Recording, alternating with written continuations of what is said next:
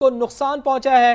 तर्जुमान भारतीय फौज की जानिब से बताया गया पाकिस्तान ने भारतीय एयर बेसिस पर हमलों में हाई स्पीड मिसाइल इस्तेमाल किए हैं। हमारे पैनल भी हमारे साथ मौजूद है। तजियाकार मोहम्मद अली साहब, आपकी जानिब में आऊँगा।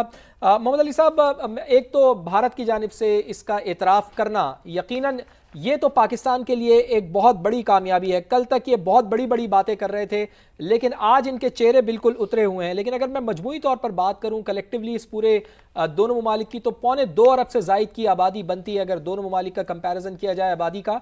तो आप क्या समझते हैं कि अगर कशीदगी ये ज़्यादा बढ़ती है तो इस आबादी के लिए कितना बड़ा ख़तरा है, और क्या खित्ते के लिए ये इन दोनों ममालिक तक की बात महदूद रहेगी या फिर इससे कहीं आगे बढ़ जाएगी?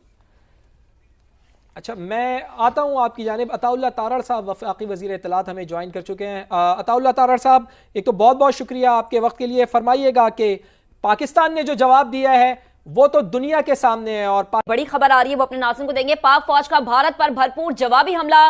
मकबूजा कश्मीर में भारतीय फौज की आर्टिलरी गन पोजीशन को तबाह कर दिया। एक और महाज पे भारत को सुर्खी का सामना, एक और जगह पे पाकिस्तान को फतह हासिल हुई है। पाक फौज का भारत पर भरपूर जवाबी हमला। मकबूजा कश्मीर में भारतीय फौज की आर्टिलरी गन पोजीशन को तबाह कर दिया गया है।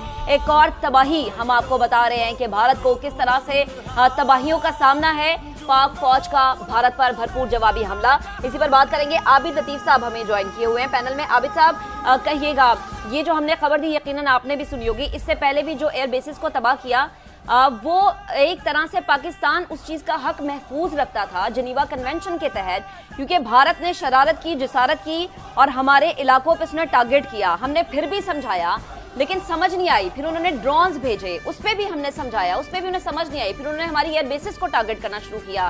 भारतीय फौज बौखलाहट का शिकार है, पसपाई का उसने एतराफ़ कर लिया है। भारत का पाकिस्तान के हमलों से होने वाले शदीद नुकसान का एतराफ़। तर्जुमान भारतीय फौज के मुताबिक पाकिस्तान ने हाई स्पीड मिसाइलों से एयर बेसिस पर हमला किया।